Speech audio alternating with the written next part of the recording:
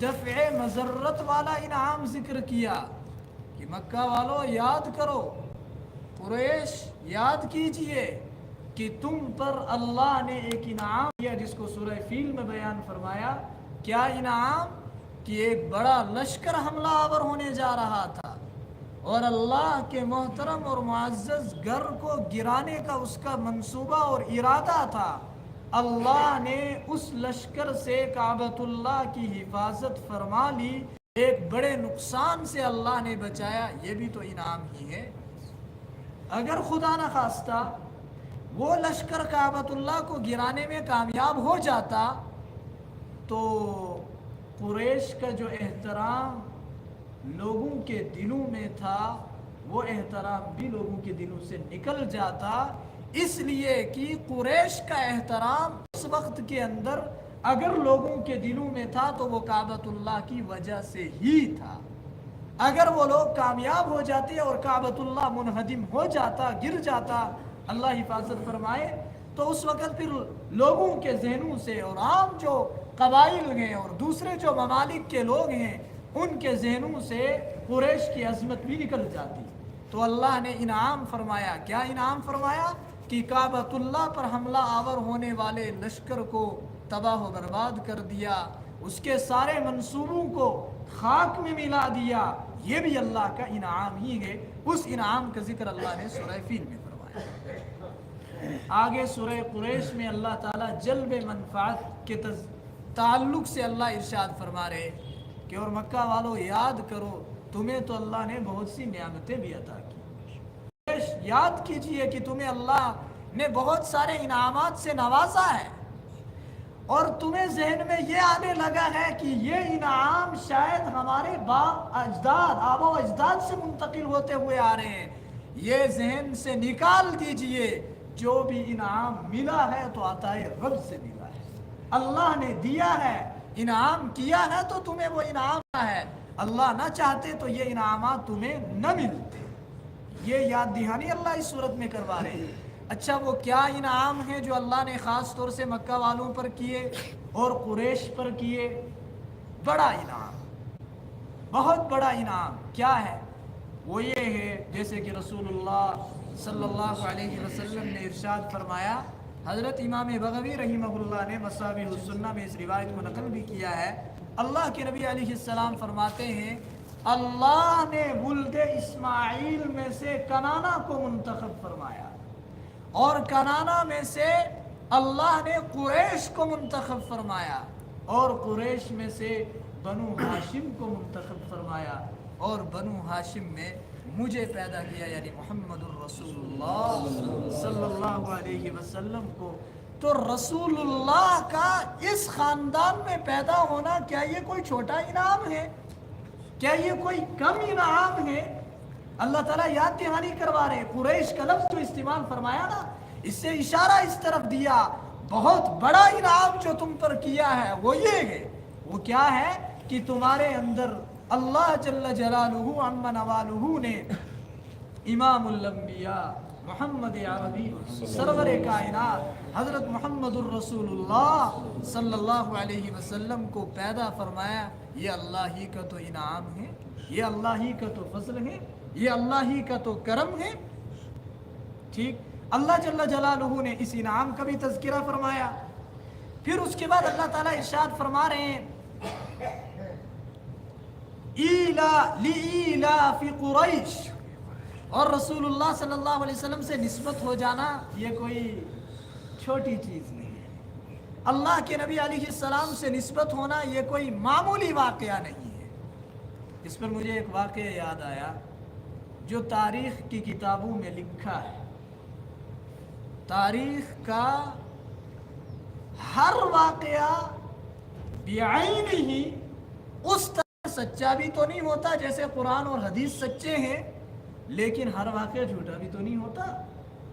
تاریخ کو یکسر نظر انداز بھی تو نہیں کیا جا سکتا ساری تاریخ کو۔ تو ایک واقعہ لکھا ہے، ایک بہت بڑے اللہ کے ولی گزرے ہیں حضرت جنید بغدادی رحمہ اللہ تعالی، نام آپ سب نے سنا ہوگا۔ آپ سب جانتے ہیں کہ جو بڑے اولیاء اللہ ہیں बहुत ऊंचा मकाम अल्लाह ने जिन लोगों को अता किया है उनमें एक जुनैद बगदादी रहिमहुल्लाह भी है। इनका शुरू का ज़माना अच्छा नहीं गुजरा है, यानी अल्लाह की इताअत और फर्माबरदारी में नहीं गुजरा है। इनका शुरू का दौर अल्लाह के दीन से हटकर ऐश और इशरत वाली ज़िंदगी में गुजरा है।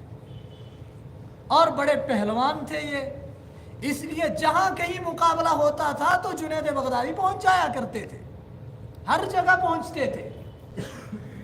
एक मौके पर एक जगह ऐलान हुआ, जी जो जो मुकाबला करना चाहता हो वो फला जगह आ जाए।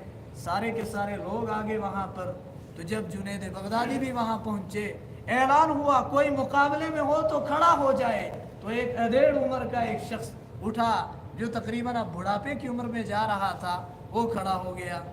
उससे कहा लोगों ने, यार तू क्यों अपने ऊपर जुल्म करता है, तेरी अंदर इतनी हिम्मत नहीं है कि तू इस शख्स का मुकाबला कर सके, ये पहलवान है। उन्होंने कहा नहीं, मैं मुकाबला करूंगा, मुझे मुकाबला करना है। खैर जब इसरार किया काफ़ी तो मुकाबले के लिए दोनों को छोड़ दिया गया। मुकाबला करने से पहले जब ये मिले तो उन्होंने आहिस्ता से कान में एक बात कही जुनैद बगदादी के। क्या कहा जुनैद देख, मैं रसूलुल्लाह सल्लल्लाहु अलैहि वसल्लम के ख़ानदान से, आपकी औलाद में से हूँ। इस वक्त मेरे घरेलू हालात कुछ इस तरह के हैं कि हमें खाने के लिए घर में कुछ नहीं है। इस तरीके के हालात मेरे घर के अंदर गए। आखिर आपका क्या बिगड़ जाएगा अगर आज आप मुझे जीतने दें और ख़ुद शिकस्त मान ले, हार जाएं। तो अगर आप ऐसा कर सकते हैं तो कर लीजिए। उन्होंने वो बात सुनी, मुकाबला शुरू हुआ तो जुनैद बगदादी गिर गए। बादशाह को ये बात हजम नहीं हुई। कहा भाई ये नहीं हो सकता, ये कैसे हो सकता है कि एक अधेड़ उम्र इंसान जुनैद जैसे पहलवान को गिरा दे, ये तो नहीं हो सकता। उन्होंने कहा दोबारा मुकाबला होना चाहिए। दोबारा मुकाबला हुआ, फिर ऐसा ही हुआ। फिर तीसरी मर्तबा मुकाबला किया, फिर यही हुआ। खैर वो जितना इनाम था वो सारा का सारा उनको दे दिया, वो चले गए। जब अलग हो गए तो बादशाह ने अलग एक मजलिस में बुलाया जुनैद को, कहा मुझे बताइए मसला क्या है, माजरा क्या है, मुझे तो तुम्हारी शिकस्त हजम नहीं होती है, ये कैसे हो गया। उन्होंने कहा ये मेरा और उसका राज था, जब आपने पूछ ही लिया तो मैं बतला देता हूँ। उन्होंने बतलाया कि ऐसा ऐसा मामला हुआ। तो खैर बादशाह भी मुसलमान थे, कहा अच्छा किया तुमने। उस रात के अंदर उनको ख्वाब में ज़ियारत हुई जनाब मुहम्मदुर रसूलुल्लाह सल्लल्लाहु अलैहि वसल्लम की, और आप अलैहिस्सलाम ने फरमाया जुनैद तुमने मेरे ख़ानदान के एक शख्स की इज़्ज़त का ख्याल किया और उनका लिहाज रखा, अल्लाह ने आइंदा की ज़िंदगी में तुम्हारे लिए विलायत को मुक़द्दर फरमाया है। उसके बाद उन्होंने सब कुछ छोड़ दिया, अल्लाह के दर पे पड़ गए, गिर गए, और चलते चलते अल्लाह ने वो मकाम दिया कि दुनिया जानती है। तो रसूलुल्लाह सल्लल्लाहु अलैहि वसल्लम से निस्बत का होना ये कोई छोटी चीज़ नहीं है। अल्लाह याद दिला रहे कुरैश को, कुरैश तुम्हें याद रखना चाहिए कि तुम्हारे अंदर जनाब मुहम्मदुर रसूलुल्लाह सल्लल्लाहु अलैहि वसल्लम को अल्लाह ने पैदा किया। ये अल्लाह का छोटा इनाम नहीं, ये अल्लाह का बहुत बड़ा इनाम है। ये भी अल्लाह का इनाम ही तो है। एक इनाम अल्लाह ने गोया लफ्ज़ कुरैश से ये याद दिलाया, सिर्फ कुरैश कहकर अल्लाह ने इशारा इस तरफ किया, ये भी अल्लाह का इनाम है कि तुम्हारे अंदर मुहम्मदुर रसूलुल्लाह सल्लल्लाहु अलैहि वसल्लम को पैदा फरमाया। कुरैश किन को कहा जाता है? कनाना की औलाद में नीचे जितने भी हैं उन सबको कुरैश कहा जाता है। किसमें? कनाना मोहम्मद सल्लल्लाहु अलैहि वसल्लम बिन अब्दुल्लाह बिन अब्दुल मुत्तलिब बिन हाशिम बिन अब्द मनाफ बिन उसै बिन किलाब बिन मुर्रा बिन काब बिन लुगै बिन गालिब बिन फहर बिन मालिक बिन नजर बिन कनाना। ये जो कनाना है ऊपर सिलसिला नसब के अंदर, वहां से नीचे जितने भी हैं वो सब के सब कुरैश कहलाते हैं। ठीक, रसूलुल्लाह सल्लल्लाहु अलैहि वसल्लम का जो सिलसिला नसब है अदनान तक, बिन नजर बिन कनाना बिन खुजैमा बिन मुदरिका बिन इलियास बिन मुजर बिन नजार बिन माद बिन अदनान, अदनान तक तो सही रिवायात से साबित है और महफूज है। ये तो बुखारी शरीफ के अंदर साफ रिवायत मौजूद है जिसमें अल्लाह के रसूल सल्लल्लाहु अलैहि वसल्लम का सिलसिला नसब अदनान तक शुमार किया गया है। वहाँ से आगे सिलसिला नसब जो कभी लिखा हुआ भी किताबों में मिलता है या बयान करते हैं, ये साबित है या नहीं है, उसमें उलमा का इख्तिलाफ है। बाज़ उलमा ने कहा है, जैसे हजरत अताउल्लाह शाह बुखारी रहिमहुल्लाह भी फरमाते हैं और दीगर बहुत सारे हजरात का कहना ये है कि जी ये जो लिखा है ये सिलसिला नसब सही है और वो आदम अलैहिस्सलाम तक महफूज है, किताबों के अंदर मौजूद है। लेकिन हजरत अब्दुल्ला इब्न मसऊद और हजरत अब्दुल्ला इब्न अब्बास रजी अल्लाह ताला अन्हुमा फरमाया करते थे, लोगों अदनान से आगे रसूलुल्लाह का सिलसिला नसब बयान न किया करो, ये किसी सही सनद से साबित नहीं है, इसलिए हमें एहतियात करनी चाहिए वहां से आगे बयान करने में। खैर, तो कनाना की औलाद में जितने हैं उनको क्या कहा जाता है? कुरैश कहा जाता है। तो अल्लाह ने एक इनाम कुरैश को याद दिलाया। क्या किया? क्या इनाम? कि तुम्हारे अंदर मोहम्मदुर रसूलुल्लाह सल्लल्लाहु अलैहि वसल्लम को पैदा किया। ये किसका इनाम है? किसका? अल्लाह का इनाम है। अल्लाह ही ने ये इनाम तुम्हें अता किया है। दूसरा इनाम अल्लाह ने याद दिलाया, लीलाफि कुरैश ईलाफिहिम रिहलत अश्शिताइ वस्सैफ। क्या इनाम?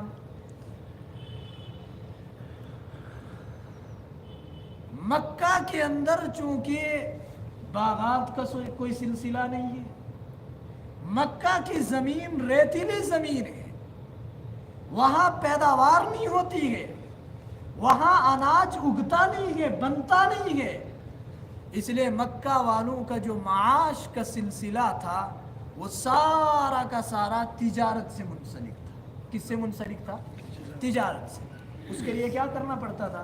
उसके लिए वो जाया करते थे बाहर के ममालिक में, वहां से बहुत सा सामान लाते थे, वो लाकर मक्का में बेचते थे, यहाँ से कुछ सामान लेते थे, लेकर उन ममालिक में बेचा करते थे। ये तिजारत का जो सिलसिला चलता था, इसी से उनकी माशी हालत बेहतर होती थी और इसी से उनका गुजर बसर हुआ करता था। अल्लाह ताला याद दहानी करवा रहे हैं क्या? कि मक्का वालों तुम्हें याद रखना चाहिए, इस वक्त हालात ऐसे हैं कि जो भी कोई काफिला कहीं तिजारत के लिए जाता है तो रास्ते में डाकू हमला कर लेते हैं और उसका सारा का सारा सामान छीन लेते हैं और वो जाता है काफी सारा कुछ लेकर तो आता है खाली हाथ वापस। और बाज मर्तबा तो कभी जानी नुकसान भी होता है, जाने वाले अपनी जान भी गंवा देते हैं।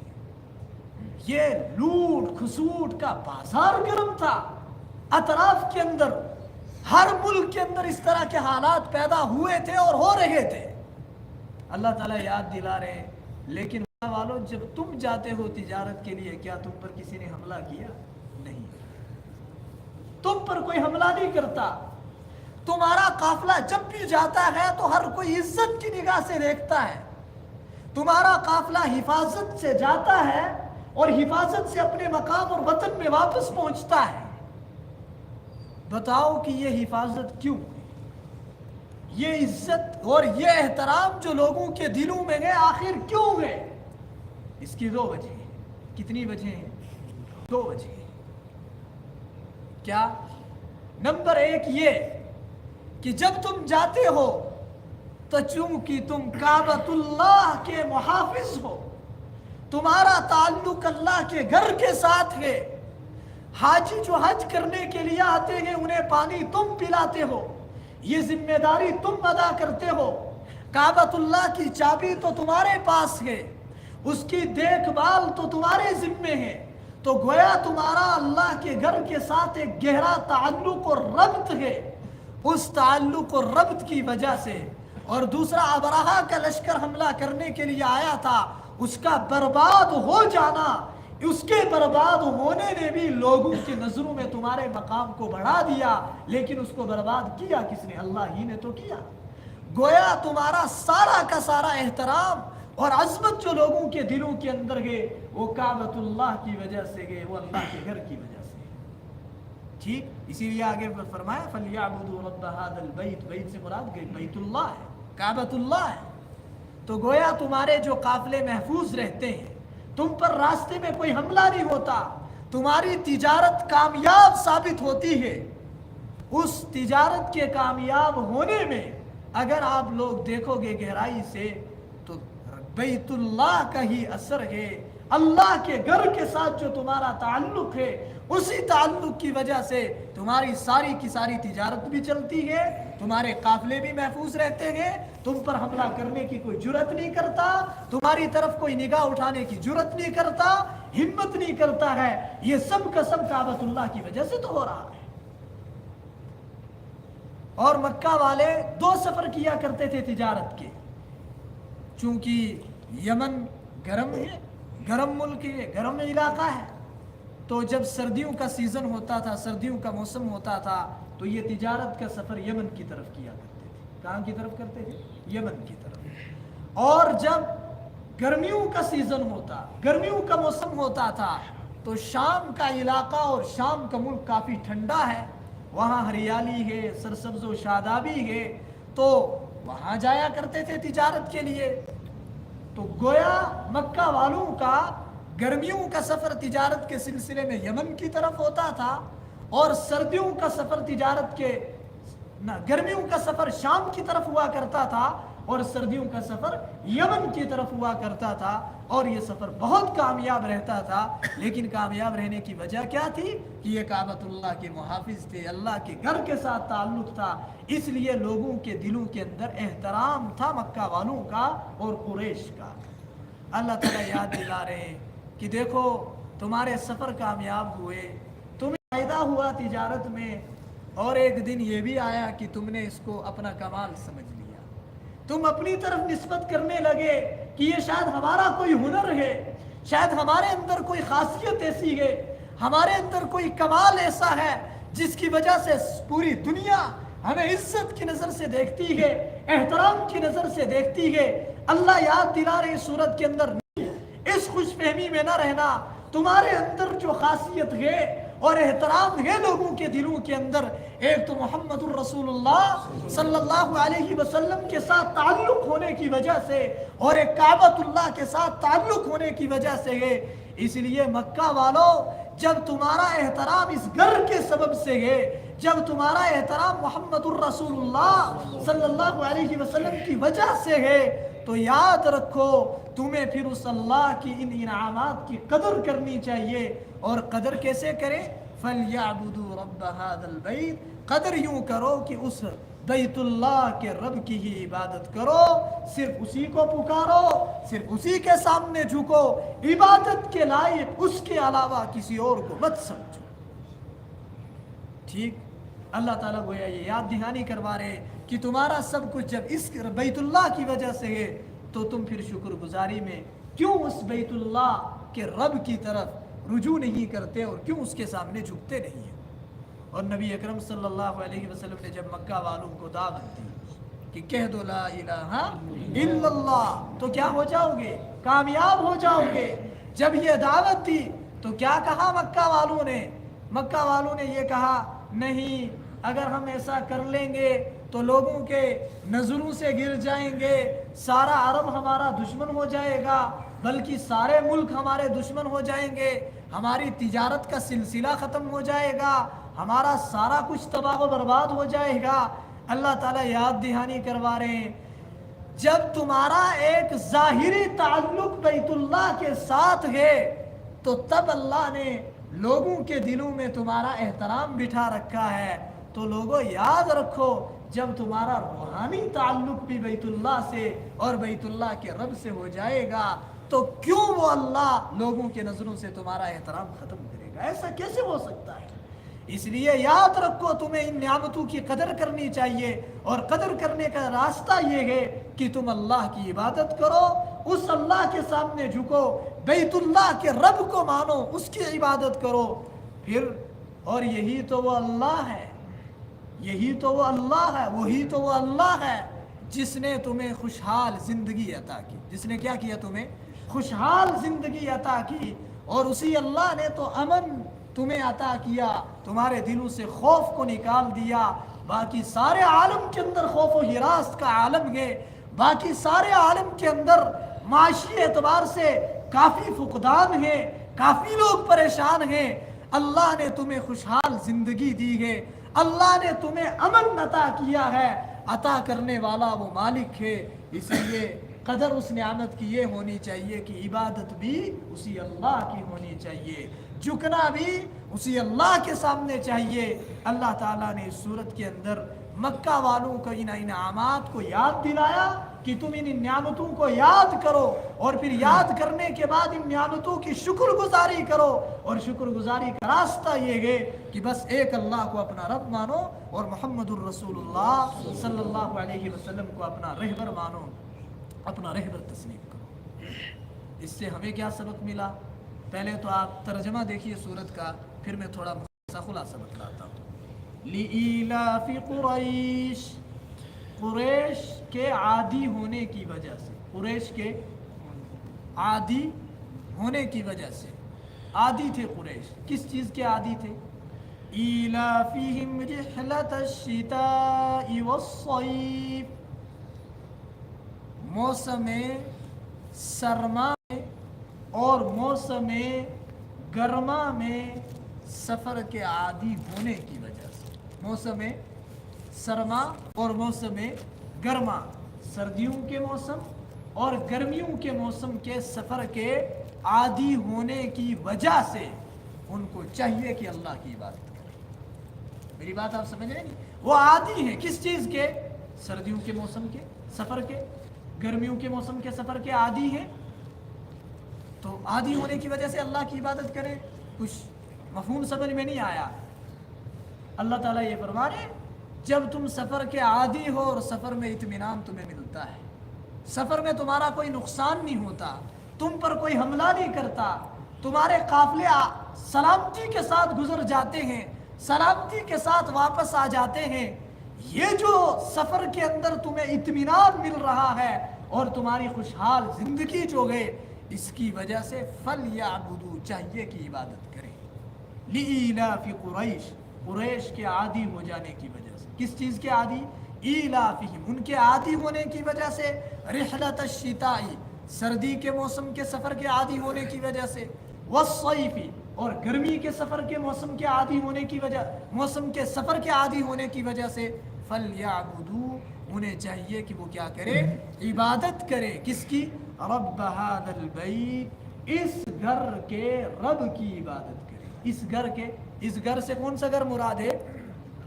بیت اللہ مراد ہے، کعبۃ اللہ مراد ہے۔ یہ جو لإیلاف میں لام ہے نا شروع میں، یہ لام تعجب کے لیے بھی ہو سکتا ہے۔ کس کے لیے؟ عربی گرامر کے لحاظ سے، پھر مطلب یہ ہوگا تعجب ہے قریش پر، وہ دو سفروں کے عادی ہیں، ایک وہ سردیوں کا سفر کرتے ہیں، ایک وہ گرمیوں کا سفر کرتے ہیں، اور اتنے اطمینان سے کرتے ہیں، پھر بھی وہ بیت اللہ کے رب کی عبادت نہیں کرتے۔ قابل تعجب بات ہے۔ یہ لام اگر تعجب کے لیے ہو تو مطلب یہ ہو، اور یہ لام تعلیلیہ بھی ہو سکتا ہے، علت کے لیے بھی ہو سکتا ہے۔ پھر مطلب کیا ہوگا؟ پھر مطلب یہ ہوگا کہ قریش کو اللہ نے دو سفروں کا عادی بنایا اور ان دو سفروں میں انہیں اطمینان عطا کیا اور ان دو سفروں کو کامیاب بنایا، ان میں انہیں کوئی اڑچن اور دقت نہیں آنے دی۔ اس اطمینان کی وجہ سے اور سفروں کے آسان ہونے کی وجہ سے لام تعلیلیہ ہے۔ اگر اس کی وجہ سے فَلْيَعْبُدُوا، انہیں چاہیے کہ وہ عبادت کریں اس گھر کے مالک کی، اس گھر کے رب کی عبادت کریں۔ الَّذِي أَطْعَمَهُم مِّن جُوعٍ، الَّذِي، جس نے اطعمہم، ان کو کھانے کو دیا، من جوع، بھوک کی حالت میں، وآمنہم، اور ان کو امن عطا کیا، من خوف، خوف اور ڈر سے، سارا خوف نکال دیا دل سے، اور اللہ نے امن اور اطمینان عطا کیا۔ اللہ رب العزت نے گویا کہ قریش کو چند نعمتیں یاد دلائی کہ تم پر اللہ کے یہ انعامات ہیں، تو پھر بھی تمہارا احترام لوگوں کے دلوں کے اندر بیٹھا ہوا ہے، تم اللہ سے ایک روحانی رشتہ بھی مضبوط کرو نا، پھر تو تمہارا احترام اس سے بھی زیادہ اور لوگوں کے دلوں کے اندر آ جائے گا۔ ٹھیک، یہ اللہ نے یاد دلایا اور یاد دلا کر انہیں متوجہ کیا کہ تمہیں اللہ کی عبادت کرنی तुम्हें अल्लाह की इन इनामात की कदर करनी चाहिए। नाकदरी करोगे, नाशुक्री करोगे तो अल्लाह ताला जैसे एहतराम लोगों के दिलों में डालने पर कादिर हैं, अल्लाह वो एहतराम निकालने पर भी कादिर हैं। ठीक, इसलिए ये तो अल्लाह ताला ने कुरैश को ये पैगाम दिया। हमें क्या सबक दिया अल्लाह ने इस सूरत से? इसलिए कि कुरान की कोई भी सूरत सबक के तो नहीं होती। अल्लाह हमें क्या पैगाम देना चाह रहे हैं? अल्लाह ताला फरमा रहे ख़ास तौर से वो लोग जो दीन से मुनसलिक हैं और दीन से मुनसलिक होने की वजह से अल्लाह ने उन्हें कोई इज्जत दी। अल्लाह ने उन्हें क्या दी? कोई इज्जत दी, कोई मकाम दिया। मसलन वो आलिम है तो इल्म दीन की वजह से अल्लाह ने लोगों के दिलों में एक एहतराम डाला, एक इज्जत डाली। वो आमाल की पाबंदी करता है, दीन से मुनसलिक हुआ, आमाल में लगा, तो अल्लाह ने उन आमाल की वजह से, दीन से जुड़ने की वजह से लोगों के दिलों में एक इज्जत डाली, एक एहतराम डाल दिया। अल्लाह ने लोगों के सामने मुअज़्ज़ज़ बना दिया।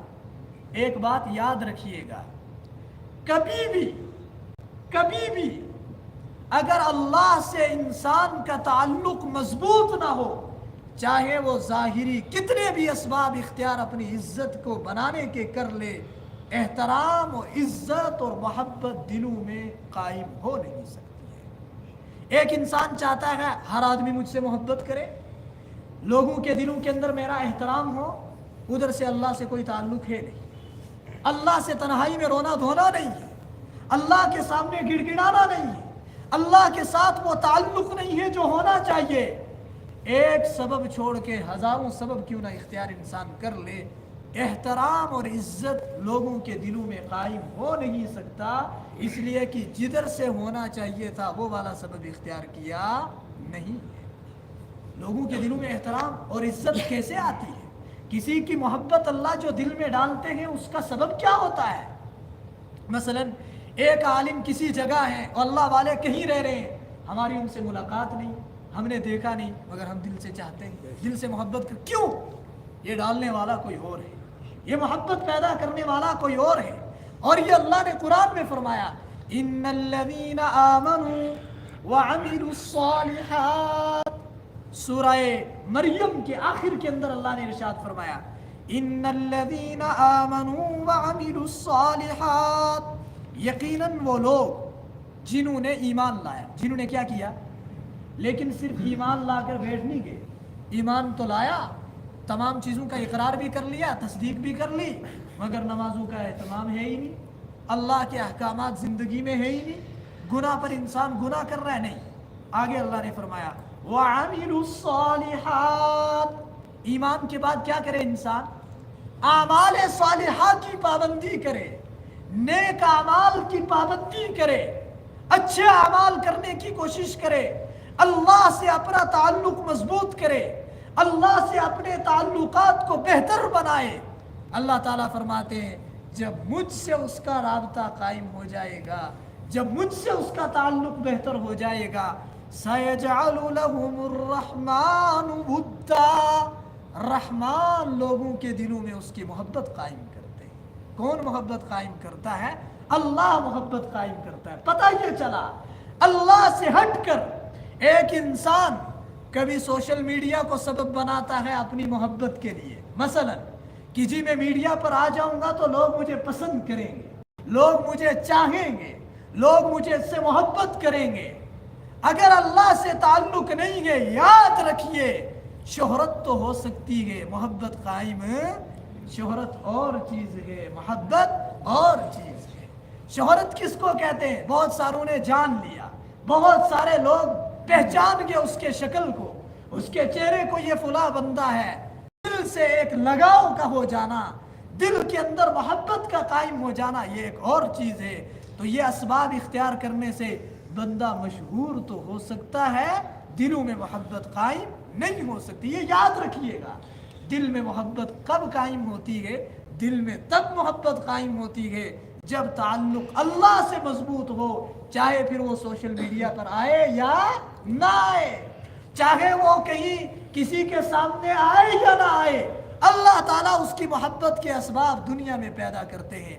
حدیث پاک کے اندر آتا ہے جب ایک انسان نیک اعمال کرنے لگتا ہے، جب ایک انسان نیک اعمال کرنے لگتا ہے، اللہ سے تعلق مضبوط ہوتا ہے تو اللہ تعالیٰ سے محبت وہ کرتا ہے۔ اللہ جبریل امین سے کہتے ہیں، کیا فرماتے ہیں؟ جبرائیل فلاں بندہ مجھ سے محبت کرتا ہے، میں اس سے محبت کرتا ہوں، میں اس سے محبت کرتا ہوں۔ میری بات کو ذرا دھیان سے سمجھیے گا۔ بہت سے لوگوں کو شوق ہوتا ہے نا مشہور ہونے کا، شوق ہوتا ہے، یہ مرض ہے، یہ بیماری ہے، اس کا علاج ضروری ہے۔ دیکھیے شہرت کا جس کو شوق ہو وہ جب مشہور ہوتا ہے تو پھنستا ہے، آفات آتی ہیں، مصیبتیں آتی ہیں، اس لیے کہ اس نے ایسی چیز کو خود چاہا ہے جو اللہ نے دی نہیں ہے، یہ خود اس میں لگا ہے اور اس کو طلب کیا ہے۔ اب مشہور تو ہو سکتا ہے ہو جائے چونکہ اس نے محنت کی ہے، اللہ اس محنت کو ضائع نہیں کریں گے، شہرت تو کر دیں گے، لیکن اس کے بعد جو حاسدین پیدا ہوں گے ان حاسدین سے پھر اللہ حفاظت نہیں فرمائیں گے، اس لیے کہ اس نے اسباب مشہور ہونے کے خود اختیار کیے، اللہ نے اس کی شہرت کو پسند نہیں کیا تھا۔ میری بات آپ سمجھ رہے ہیں نہیں؟ اب اللہ تعالیٰ حفاظت نہیں فرمائیں گے، یہ حالات پہ شکار ہوگا، کبھی ایک چیز میں پھنسے گا، کبھی دوسری چیز میں مبتلا ہوگا، کبھی تیسری میں ہوگا، اور وقت آئے گا وہ گرتے گرتے وہاں پہنچے گا کہ پھر اٹھنا بھی کبھی مشکل ہو جائے گا۔ ٹھیک؟ اور اللہ تعالیٰ کیا فرماتے ہیں کہ فلاں بندہ مجھ سے محبت کرتا ہے، تم بھی کیا کرو، اس سے محبت کرو۔ جبریل امین آ کر آسمان پہ اعلان کرتے ہیں، فرشتوں فلاں بندہ اللہ سے محبت کرتا ہے، اللہ اس سے محبت کرتے ہیں۔ جبرائیل کی کیا مجال ہے کہ اس سے محبت نہ کرے جب اللہ کر رہے ہیں، لہٰذا تم بھی اس سے محبت کرو۔ اس لیے حضرت عبداللہ ابن مسعود رضی اللہ تعالیٰ عنہ فرمایا کرتے تھے، دنیا والے جانے یا نہ جانے، دنیا والے تمہیں پہچانے یا نہ پہچانے، اپنے شاگردوں کو نصیحت کرتے ہوئے کہا کرتے تھے، اپنا تعلق اللہ سے ایسا مضبوط کرو کہ تمہیں آسمانی مخلوق جانے، تمہیں کون جانے؟ تمہارا نام دنیا پر نہیں، تمہارا نام کہاں روشن ہو؟ آسمانوں پر روشن ہو، تمہیں اللہ جانے، تمہیں فرشتے جانے، اور وہاں پر تمہارا چرچا ہو۔ یہ ہو جائے نا تو کامیابی ہے۔ اور ایک بندہ وہ ہے، یہاں تو بڑے چرچے ہیں، ادھر نام ہی نہیں ہے، کہیں ادھر ہے ہی نہیں کہیں اس کا شہرہ، اس کی کوئی شہرت، اس کا کوئی چرچا نہیں ہے، وہ کامیاب انسان نہیں ہے، وہ ناکام انسان ہے۔ ٹھیک؟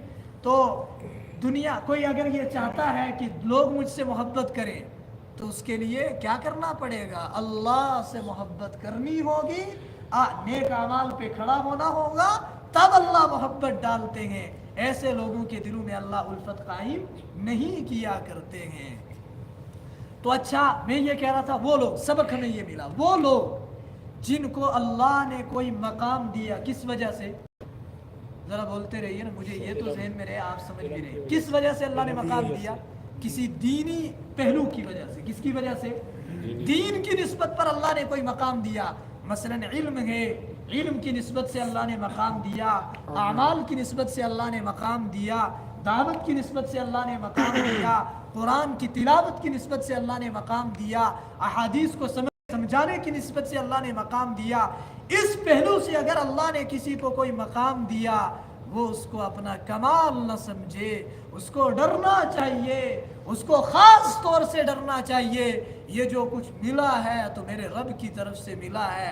اگر اکڑ آ گئی، اگر بڑا پن آ گیا، اگر اپنے اوپر نظر آ گئی، جو اللہ دینا جانتا ہے وہ لینا بھی جانتا ہے، جو آج وہاں اٹھانا جانتا ہے، ادھر پہنچانا جانتا ہے، وہ کل کو وہاں سے گرانا بھی جانتا ہے۔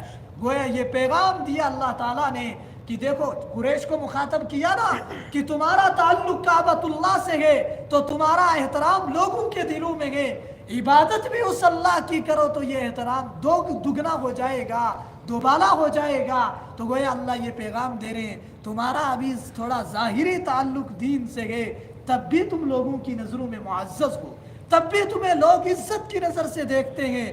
جب تم 100% تعلق اللہ سے قائم کر لو گے تب اللہ تمہیں کیا مقام دیں گے سمجھ نہیں سکتے ہو۔ اور دوسرا، اس انعام اور اس مقام کو اپنا کمال نہ سمجھنا، اس کو اللہ کی دین سمجھنا اور اللہ کی عطا سمجھنا۔ دو باتیں سمجھ میں آ گئی۔ ٹھیک؟ نمبر ایک کیا کہ اللہ کے ساتھ ہمارا ظاہری تعلق ہے، تب بھی اللہ نے عزت دی ہے، اس تعلق کو اور بڑھائیں گے تو اللہ تعالیٰ اور آگے بڑھائیں گے۔ ایک یہ چیز. نمبر دو یہ جو چیز ملی ہے اگر مقام اور رفعت ملا ہے اس کو اپنا کمال نہیں سمجھنا ہے. کیا سمجھنا ہے؟ اللہ کی دین اور اللہ کی عطا سمجھنا ہے اور ہمیشہ ڈرتے رہنا ہے, ہمیشہ گھبراتے رہنا ہے, میرے اللہ کہیں میرے اندر کبر نہ آ جائے, کہیں میرے اندر کوئی اس طرح کی چیز نہ آ جائے جس سے میری محرومی کے اسباب پیدا ہو جائیں, ورنہ اگر بڑا پن آ گیا کوئی اس طرح کی چیز آ گئی اللہ نہ جانے کہاں اٹھا کر پھینک دیں گے. وہ غنی ہے, اس کو کسی کی ضرورت نہیں ہے. نوح علیہ السلام نے ایک سوال تو کیا تھا, میرے اللہ میرے بیٹے کو بچا لینا. وَنَادَى نُوحٌ رَبَّهُ فَقَالَ رَبِّ إِنَّ ابْنِي مِنْ أَهْلِي وَإِنَّ وَعْدَكَ الْحَقُّ وَأَنْتَ أَحْكَمُ الْحَاكِمِينَ. اور میرے رب میرے بچے کو بچانا, یہ میرے گھر والوں میں سے ہے, یہ میرے اہل میں سے ہے, تو نے وعدہ کیا تھا کہ تیرے اہل کو بچا لوں گا, تیرے گھر والوں کو بچا لوں گا. اللہ بے نیاز ہے, اللہ نے جواب دیا جلالی انداز سے, فرمایا قال یا نوح انه ليس من اهلك انه عمل غير صالح فلا تسألني ما ليس لك به علم اني اعظك ان تكون من الجاهلين. نوح مجھ سے اس بیٹے کے بارے میں دوبارہ سوال نہ کرنا, اور میں نصیحت کرتا ہوں کہ خبردار اگر دوبارہ یہ سوال کیا تو کہیں جاہلوں میں فہرست نہ ہو جائے, تمہاری نام نہ چلا جائے. اللہ حفاظت فرمائے. جو اللہ نبی کو اس انداز سے للکار سکتا ہے اور اس انداز سے خطاب کر سکتا ہے, میں اور آپ ہوتے کون ہیں؟ ہمارا مقام ہی کیا ہے, ہمارا مرتبہ ہی کیا ہے؟ اس لیے انسان کو جو نعمت ملی ہے اس پر ہمیشہ ڈرتے بھی رہنا چاہیے اور عجز کے ساتھ رہنا ہے, اکڑنا نہیں ہے. جیسے میں نے سورہ فیل کے اندر بھی بتایا تھا, اکڑ اور تکبر بہت بری چیز ہے, یہ انسان کو بہت گرا دیتی ہے. تو دو سبق ہو گئے, یاد رہے دو سبق. نمبر ایک کیا کہ ہمارا ظاہری تعلق ہے, اس پر اللہ نے عزت دی, تو اس تعلق کو ظاہری نہیں رکھنا ہے, اس کو ذرا اور بنانا ہے, تو اپنا باطنی تعلق بھی اللہ کے ساتھ قائم کرنا ہے. ٹھیک ہے انشاءاللہ. باطنی تعلق کا مطلب اللہ کی طرف سے جتنے احکامات آ رہے ہیں ان کو عمل میں لانے کی کوشش کرنی ہے, جتنے احکامات جتنی چیزوں سے اللہ نے منع کیا ہے ان سے بچنے کی کوشش کرنی ہے اور دور رہنے کی کوشش کرنی ہے. ٹھیک ہے, نمبر ایک یہ. نمبر دو, اگر ہمیں کوئی نعمت ملی ہے, اگر کوئی چیز خواہ وہ علم کی نعمت ہے, خواہ وہ مال کی نعمت ہے, وہ دولت ہے, وہ عہدہ ہے, کوئی بھی نعمت اگر ہمیں ملی ہے اس کو اپنا کمال نہیں سمجھنا ہے, اس پر اکڑنا نہیں ہے, اس پر اپن ظاہر نہیں کرنا ہے, ورنہ جو اللہ ادھر لانا جانتا ہے تو وہ نیچے گرانا بھی جانتا ہے. ترکی کے اندر کچھ عرصہ پہلے ایک زلزلہ آیا تھا کافی بڑا, آپ کو یاد ہوگا. ان دنوں میں ایک خبر شائع ہوئی تھی, ایک بہت بڑا مالدار آدمی تھا, وہ اس کی بڑی بڑی حویلیاں تھی, اس نے ایک بہت بڑی بلڈنگ کرائے پر دے رکھی تھی, نہ جانے کتنے مکانات کتنی حویلیاں تھی اس کی.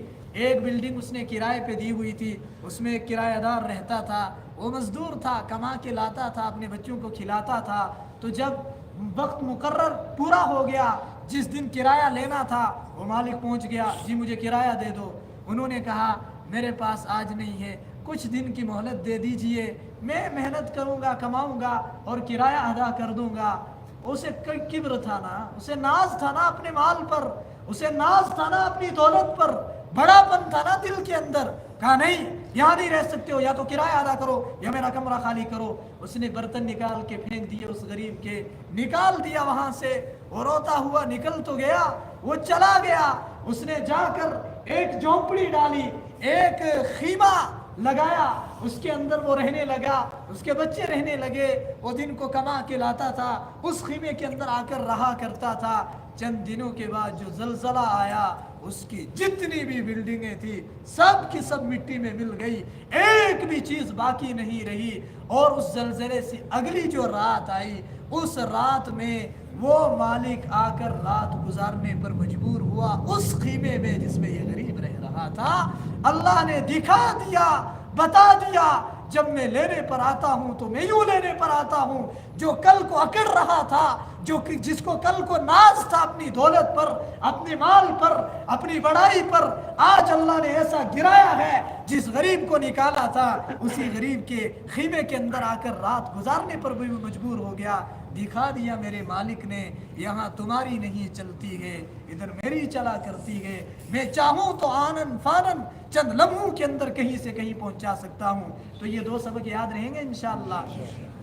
نمبر ایک, اپنا تعلق اللہ سے یہی ظاہری نہیں رکھیں گے, बल्कि अपना बातनी ताल्लुक भी अल्लाह से कायम करेंगे और आगे बढ़ने की कोशिश करेंगे। ठीक है इंशाअल्लाह। हर गुनाह छोड़ेंगे। अल्लाह ने कहा झूठ नहीं बोलना है, नहीं बोलेंगे।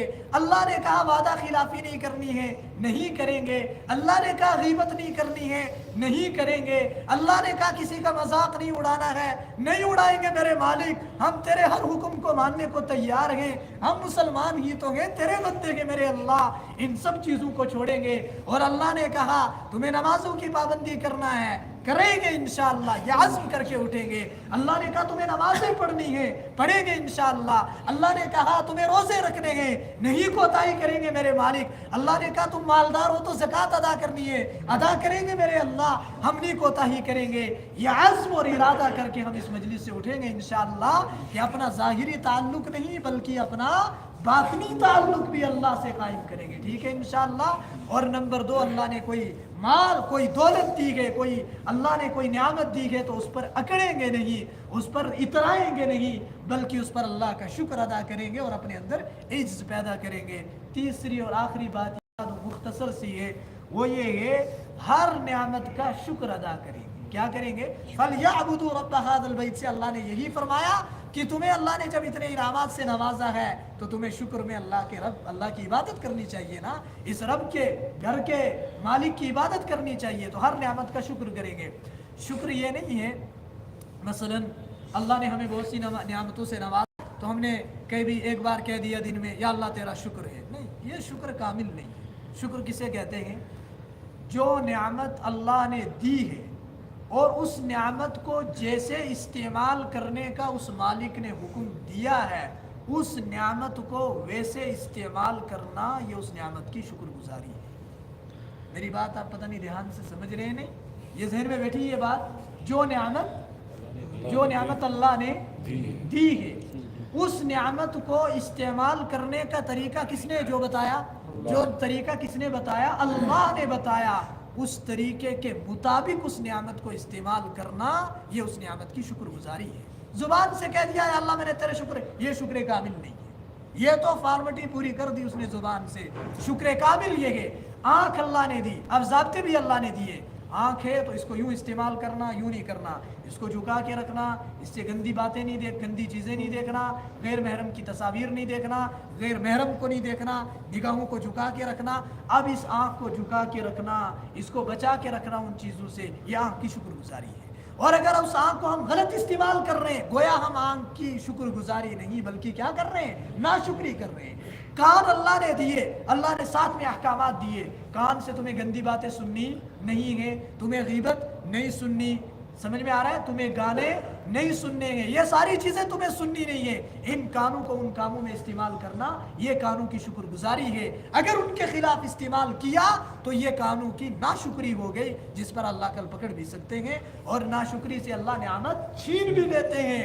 कभी अल्लाह ना करे जलाल में आगे हम गंदी चीज़ देखते रहे, अल्लाह अंधा भी कर सकते हैं। हम गंदी बात सुनते रहे, अल्लाह बहरा भी कर सकते हैं। और अल्लाह ना करे उसी हाल में अगर दुनिया से चले गए तो क्या मुंह दिखाएंगे जनाब मोहम्मद रसूलुल्लाह सल्लल्लाहु अलैहि वसल्लम को कि मेरी उम्मत का बंदा गाने सुनते सुनते क़यामत में खड़ा हो रहा है। मेरी उम्मत का फर्द जिसके लिए मैं रातों को रोया, मैं तड़पा, मैंने न जाने क्या क्या किया, उस उम्मत का फर्द गंदी वीडियो देखते देखते मरा है और उसी हाल में कल क़यामत में उसे उठाया जाएगा। रसूलुल्लाह सल्लल्लाहु अलैहि वसल्लम ने फरमाया युबअसु कुल्लु अब्दिन अला मा माता अलैहि, हर इंसान जिस हाल पे मरेगा उसी हाल पर कल क़यामत में उसे उठाया जाएगा। ये नशा करते करते मरा है, कल क़यामत में उस हाल में उठाया जाएगा। क्या कहेंगे जनाब मुहम्मद रसूलुल्लाह सल्लल्लाहु अलैहि वसल्लम, ये मेरी उम्मत का जवान है, ये मेरी उम्मत का जवान है जिसके लिए मैं तड़पा करता था, इसके लिए मैं रोया करता था, वो इस हाल में खड़ा हो रहा है कि वो जिना कर रहा है, वो बदकारी में मुब्तला है, वो गंदी चीज़ें देख रहा है, वो कान से गंदी बातें सुन रहा है। इसलिए आज़्म और इरादा करेंगे कि इंशाअल्लाह अल्लाह ने जो जो नियामत हमें दी है उस नियामत का शुक्र करेंगे। क्या करेंगे? शुक्र का मतलब उस नियामत को वैसे ही इस्तेमाल करेंगे जैसे इस्तेमाल करने का अल्लाह जल्ल जलालुहू ने हुक्म दिया है। तो 3 सबक याद रहेंगे इंशाअल्लाह। ये 3 सबक याद के नंबर 1, अपना ये ज़ाहिरी ताल्लुक इतना ही नहीं रखेंगे, इसको अल्लाह से और ज़्यादा बढ़ाएंगे। नंबर 2, किसी नियामत पर अकड़ेंगे नहीं, बड़ापन नहीं दिखाएंगे, किब्र नहीं करेंगे, बल्कि अपने आप को छोटा समझेंगे और उस नियामत को अल्लाह की देन और अल्लाह की अता समझेंगे। वरना जिस अल्लाह को देना आता है तो उसे छीनना भी आता है, वापस लेना भी आता है। और नंबर 3 क्या करेंगे, जो नियामतें अल्लाह ने दी हैं उन नियामतों की शुक्रगुजारी। शुक्रगुजारी का मतलब ये कि जिस काम के लिए अल्लाह ने जो नियामत दी है उस नियामत को उसी काम में इस्तेमाल करेंगे। यही पैगाम है सूरतुल कुरैश का। ये पैगाम लेकर जाएंगे और अपनी ज़िंदगी को बदलने की कोशिश करेंगे। ठीक है, इंशाअल्लाह आखिर में मैं फिर तर्जमा करके बात मुकम्मल कर रहा हूँ। लीलाफि कुरैश, कुरैश के आदी हो जाने की वजह से। किस चीज़ के आदी हुए वो? ईलाफिहिम रिहलतश्शिताइ वस्सैफ, सर्दी और गर्मी के सफ़र के आदी होने की वजह से। सर्दी और गर्मी के सफ़र के आदी होने की वजह से। और ये जो सफ़र है उसमें इत्मीनान से वो जाते हैं, इत्मीनान से आते हैं। ये अल्लाह की नियामत ही तो है, अल्लाह की देन है। इसके नतीजे में क्या करना चाहिए उन्हें? फलयअबुदू, उन्हें चाहिए कि वो इबादत करें। जब अल्लाह ने उन्हें इत्मीनान अता किया तो नतीजतन उनको क्या करना है? इबादत करनी चाहिए। किसकी? रब्ब हादल बैत, इस अल्लाह के, इस घर के मालिक की और रब की इबादत करनी चाहिए। अल्लज़ी अतअमहुम, जिस अल्लाह ने उनको खाने को दिया, मिन जुइन, भूख की हालत में, व आमनहुम मिन खौफ, और जिस अल्लाह ने उन्हें अमन अता किया खौफ को दिलों से निकाल कर। अल्लाह ताला हमें भी कुरान को सही समझने की, उस पर अमल करने की तौफीक अता फरमाए। और अल्लाह के कुरान से जो पैगामात हमें मिलते हैं, अल्लाह उन पैगामात को समझने की और उन्हें ज़िंदगी में अमल जारी करने की तौफीक अता फरमाए। सुब्हानल्लाहि व बिहम्दिही, सुब्हानकल्लाहुम्मा व बिहम्दिका, व नशहदु अन ला इलाहा इल्ला अंता, व नस्तगफिरुका व नतूबु इलैक।